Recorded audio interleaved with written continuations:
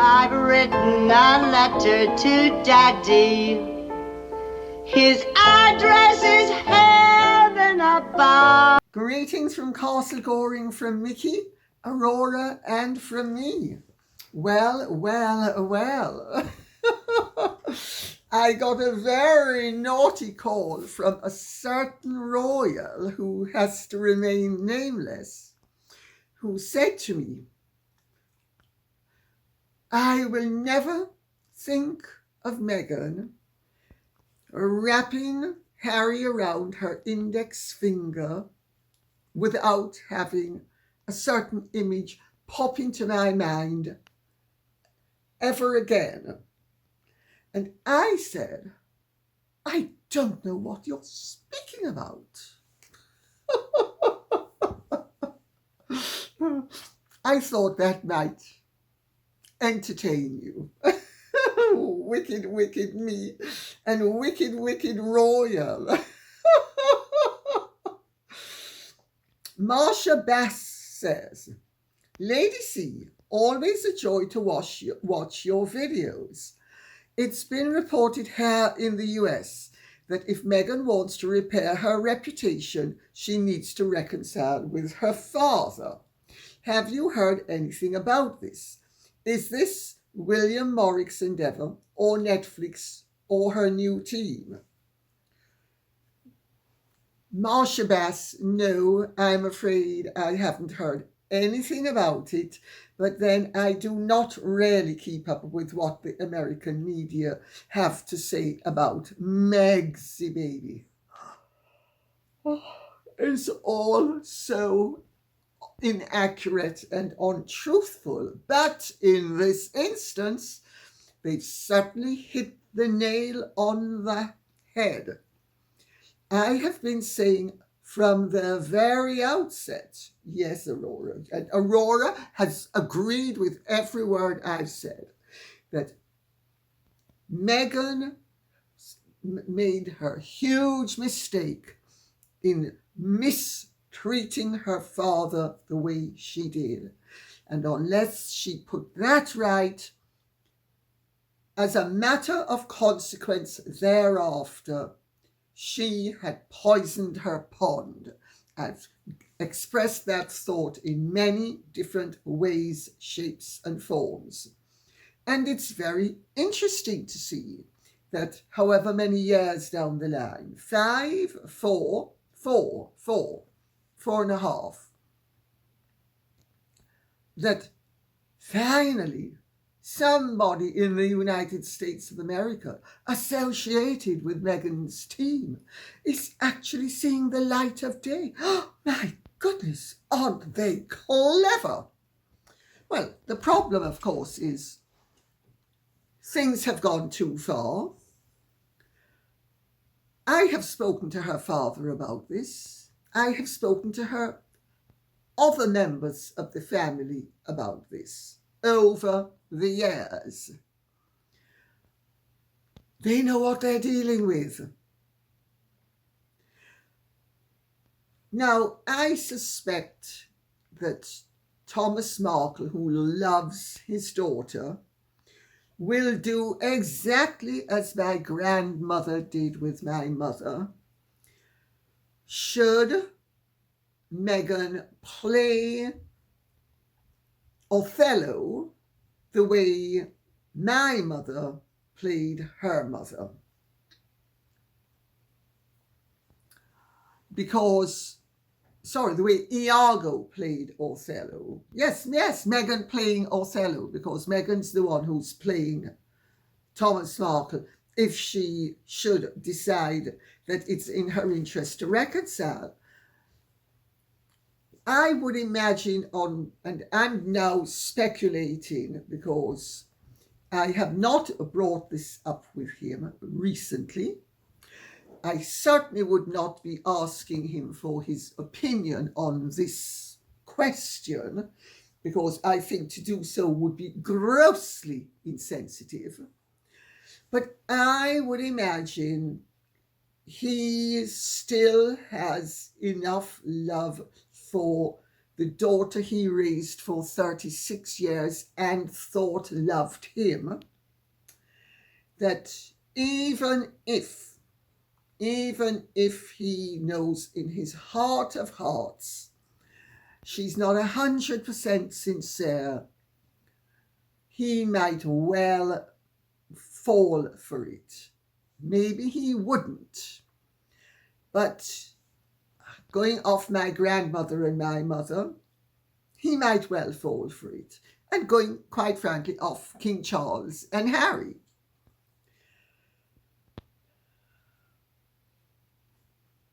He, however, and his other children would certainly be on their guard for the fact that this was what in Jamaica the people call a crowd move, to really manipulate the situation and put herself in a good light. Would she keep up the act? I suppose if she phoned him once every few weeks and saw him maybe once more before he died, that would be throwing prodigal crumbs to a parent who wanted to believe, even though the parent knew in his heart of hearts that he really shouldn't believe. Is that Thomas Markle? I don't think he knows, and I don't think that I would be out of line to say I definitely don't know. But I suspect of Thomas Markle's conversations with me that he's a lot wiser and more astute to what Meghan has done to him than my grandmother was to my mother. So, but who is behind it? Would it be William Morris Endeavour or Netflix or Mr. Obama's PR who's now working for them? Or all three lots? Because it's obvious that there is no retrieval of her reputation until such time as she reconciles with her father. Her father has committed no great sin. Nothing to warrant the exclusion that he's got. And everybody knows it. Aline Kay says, Lady C, the Mail is saying that the King wants Andrew to move out of Royal Lodge, that the maintenance costs are £400,000 a year and he can't afford the upkeep. You have an even bigger castle. How realistic are those figures? Good question. Yes, I suppose Castle Goring is somewhat larger than Royal Lodge. So, sorry. The Mail has, as usual, been chatting rubbish. There is no way that Prince Andrew's upkeep on Royal Lodge, unless he is being fleeced left, right and centre, would be £400,000 per annum in the ordinary course of an ordinary year. Absolutely not a chance. Now, I'm not saying that these big houses aren't expensive to run, and I'm not saying that if you want to splash the cash, that there's not going to be a taker, because there's always going to be a taker. But if you are reasonably financially responsible,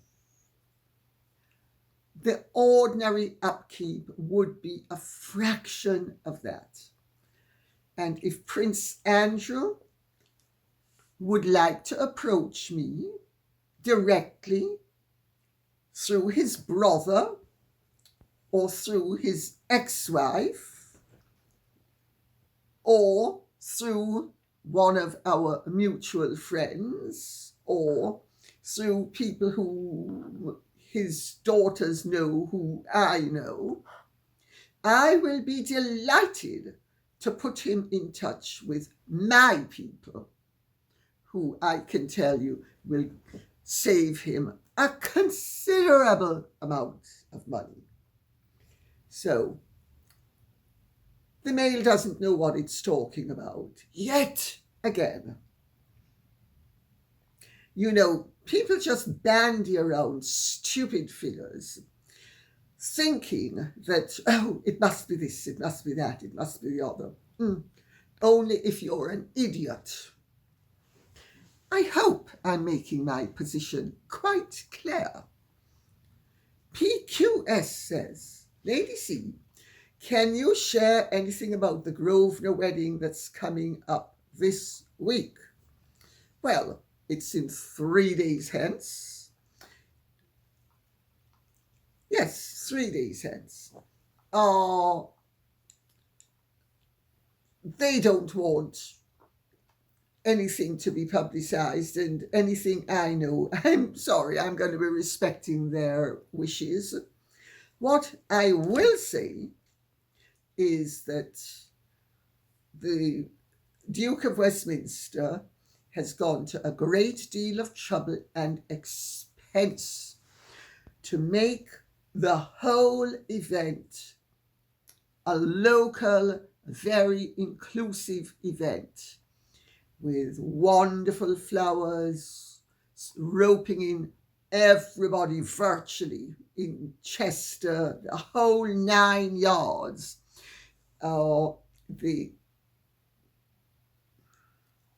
It's been a mammoth planning operation, I am told. And they have the money, and they have the people, and they have the ability. The Grosvenor Estate is one of the best run companies in this country. Everything that they have is run on a wonderfully efficient scale. And I wouldn't want to be doing a spoiler, and I wouldn't be doing a spoiler. And I'm not even sure I'm going to address the wedding. In fact, let me say right now, I'm not going to address the wedding immediately after it has taken place. I will be happy to receive questions. I will certainly be having my bongo drums, hopefully beating and getting received by me.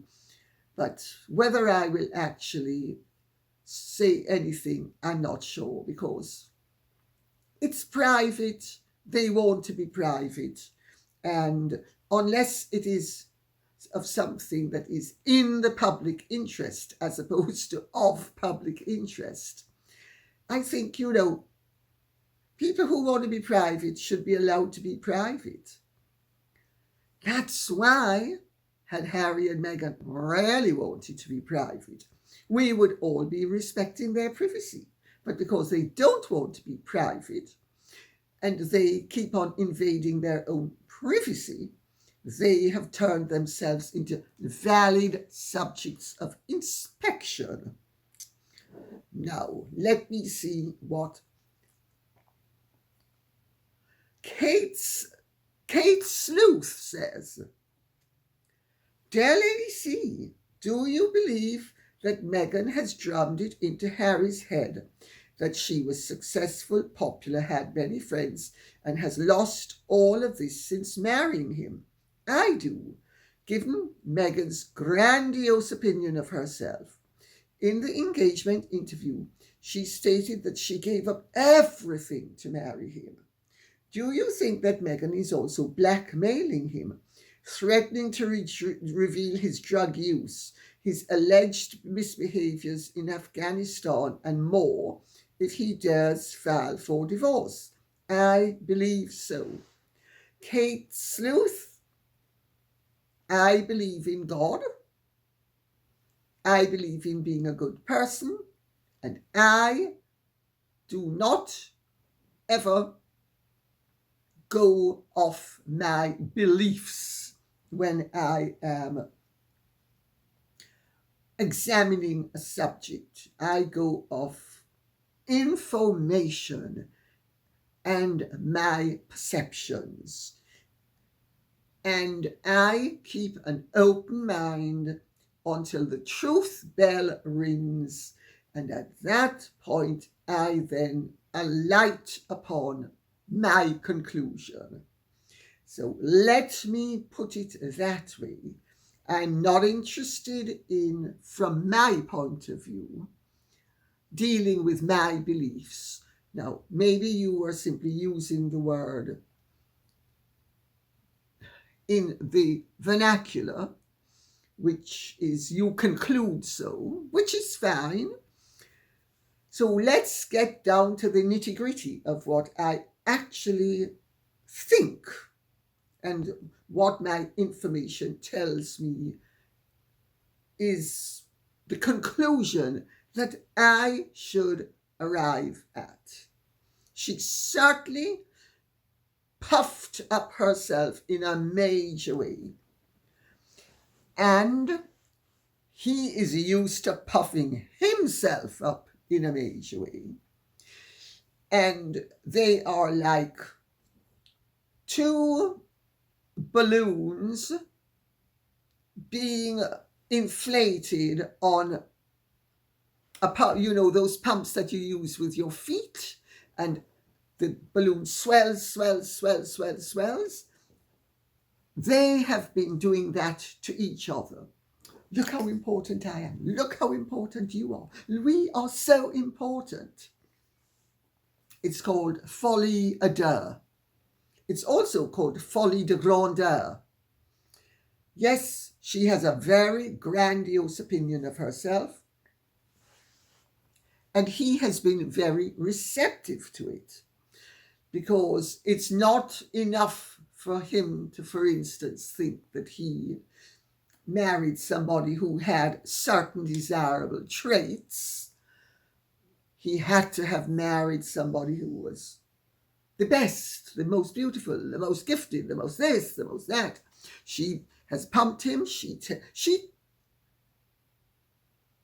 self-hypnotizes. So she hypnotizes herself with, well, this is what I want to believe, so I'm going to tell myself. And she has stated this as a fact, that this is how she functions. So I'm going to tell myself, and I'm going to tell myself that it is so until it becomes so.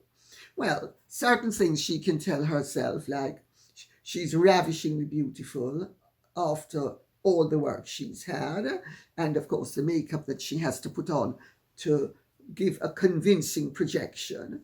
But in other, more factual matters, where it's not a matter of taste or discernment, but actual fact, she has told him that and he believes, earnestly believed, I should say, and would still at times like to believe, that she was this huge star, which of course he knows she wasn't. But knowing something as a fact and believing it and accepting it are not the same thing.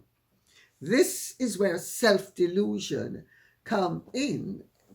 this is where self-delusion comes into the equation and kicks in with self-delusion and really a form of insanity. This is what mad people do. Yes, she said she gave up everything to marry him. What did she give up? They were winding her down from suits, as indeed they wound out Mr. Patrick J. Adams, I think is his name, after. And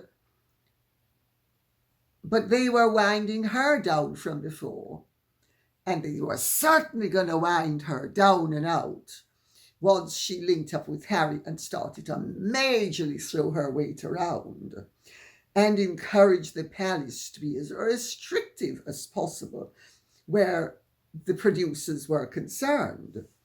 And she loved doing it, and she thought nobody was going to notice that she encouraged them to make unreasonable demands. She loved showing her power, loved wrapping them around her index finger in a different way to the way she wraps Harry around her index finger. But my dear, does that index finger know how to be versatile? Do I think she's blackmailing Harry? Well, women like that always gaslight and blackmail the men they're involved with.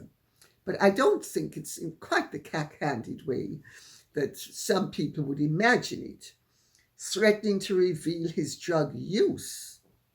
He revealed it himself.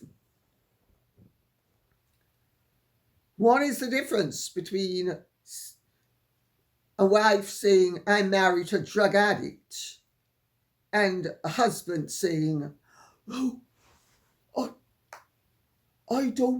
I'm not an addict, but several times a day I smoke my grass, and every now and then I do my ayahuasca, and while we're at it, I do everything else. Now, Beulah, peel me a grape and get me some coke.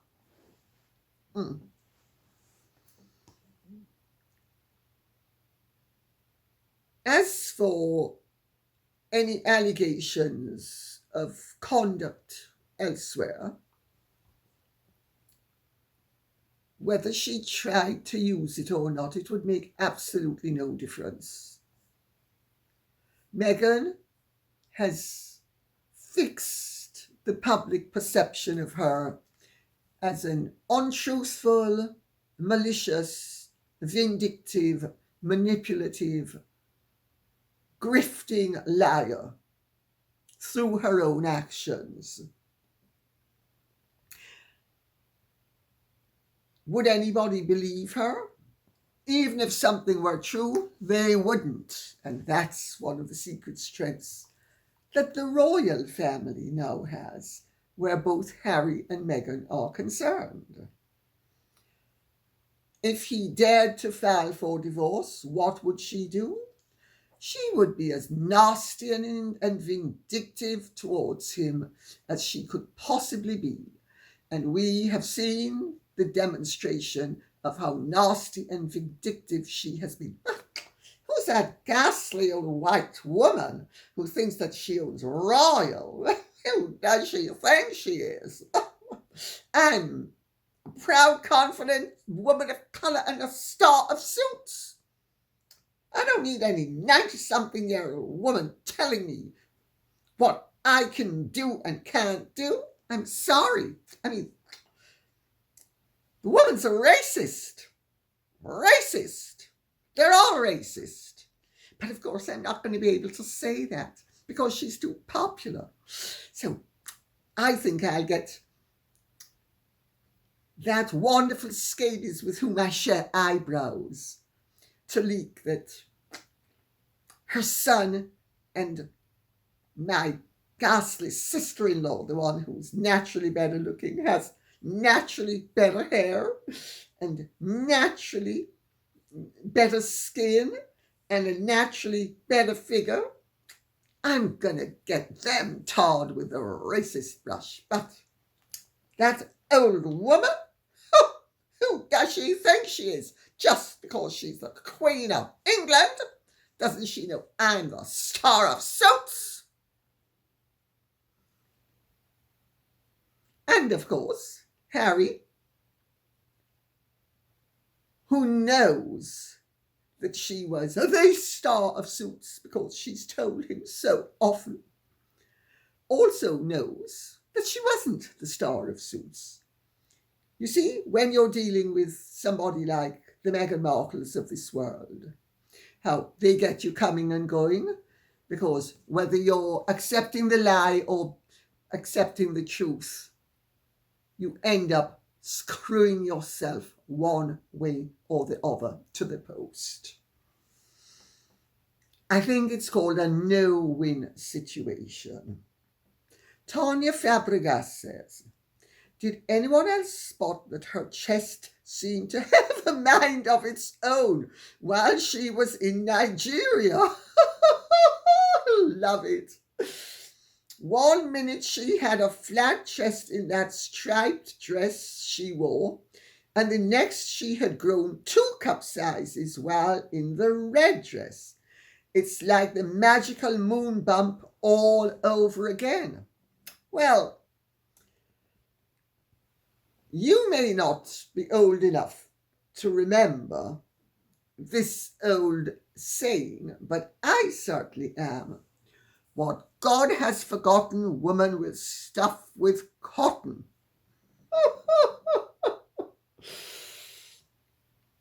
And yes, Megsy baby, those fried eggs in the midday sun on the pavement with the sun beating down on them have shriveled to nothing.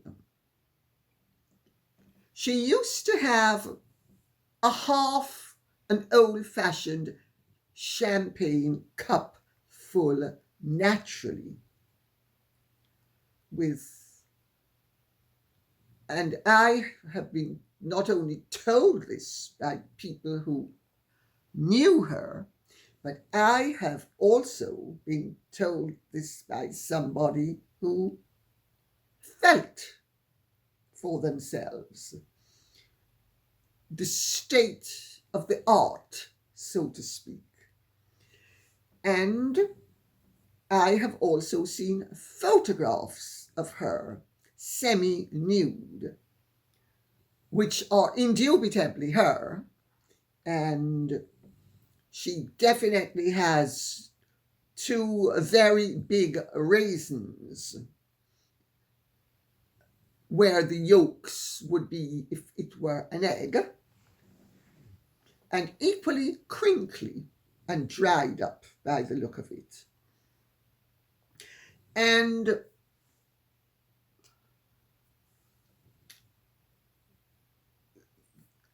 then she also, as you can see from the photographs over the years, was supplemented. And then the supplementary aspect was removed. So she's now back to au naturel. But she is so unaware of the necessity for consistency that she takes off one dress where she's as flat as a pancake, or a badly fried egg that's dribbled everywhere on a red hot pavement in, say, Nigeria. And then, all of a sudden,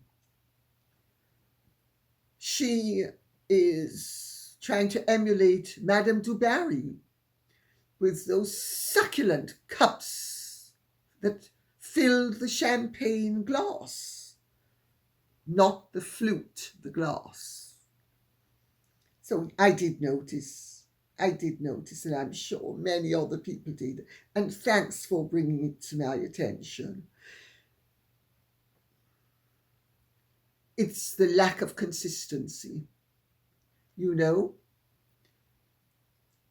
she doesn't understand that one of the cornerstones of credibility is consistency. Amazing. You would have thought somebody who's as brilliant as she is intellectually, and we have her word for that, would have figured that out, but she hasn't. And Bunny Godzilla says, your discussion about women displaying their bodies after a certain age brought Madonna to mind. Then I remembered reading somewhere that Guy Ritchie's mother was well connected socially. Would you tell us about Guy Ritchie's family? Delighted to. I knew his father and his stepmother, Shireen. We had great friends in common, and I used to go to this great friends' dinner parties, and so did they. And that's where we first met. Shireen was, I think she was a conservative councillor, and she ended up being a baroness. She was quite attractive. Oh, she died very young of cancer. She died of cancer at 66. John was, I think actually, there was a vague resemblance between father and son, but John was really short and fat, absolutely charming, but short and fat. He had been, if I remember correctly, something in the city. Oh, I can't remember what, but he was something in the city. He was quite well off, quite eminent, and they were very, very much on the London social scene. That was Guy Ritchie's father and stepmother. Then there was Guy Ritchie's stepfather, who was Sir Michael Leighton, the 11th Baronet. And he has a beautiful house, a absolutely gorgeous house, on a beautiful estate in Shropshire. It's called Loughton Park, and it's been the ancestral home of the Leighton family for well over 300 years. It's a 17th century embellishment. I think it goes much further back. I think it actually goes back to the Domesday Book, if I'm not mistaken. But it is, Google it, Loughton Park. Absolutely beautiful. Guy's mother was born Amanda Parkinson. So then she became Mrs. John Ritchie. Then she became Lady Leighton from, if I remember correctly, 1973 to 1980. Then they were divorced. She also had an illegitimate child that was adopted out. And I'm not quite sure of the story, and I don't want to know. It's too, as far as I'm concerned, being the mother of two adopted children, it's too close to the bone, and I don't really want to inquire into it, and never have, and never will. She was very good looking as well. And she was also on the social scene somewhat. Her husband, he's, what's a polite way of putting it?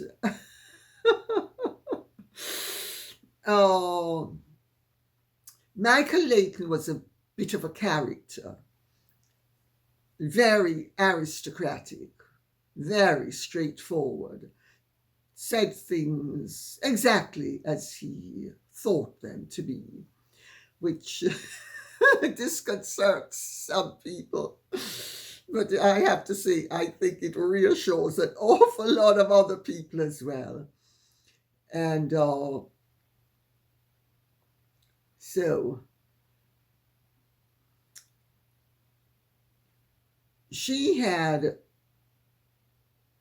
Amber had with John Ritchie, she had Guy, she had Tabitha, and then she had this son, Kevin Bayton, which there's obviously such a sad story there. I don't even want to go there. For somebody of her stature to have a child adopted out it's just too gut-wrenching for me to address. But Lowton Park is so beautiful. It's a grade 2 star listed. So it's not grade 1, it's the next best thing. Grade 1 is the very best buildings in this country. Grade 1 is exceptional. Grade 2 star is exceptional as well. It's just not quite as desirable as grade 1, but it's a lot more desirable than grade 2 listings, but a lot less convenient because the heritage people are all over you like a rash. So what more can I say? They were all certainly in very fashionable and chic circles. John and Shireen were very much a part of London's social life. And Shireen was very, very much a player in the Conservative Party. And remember, for a lot of this period, it was while Mrs. Thatcher was in power.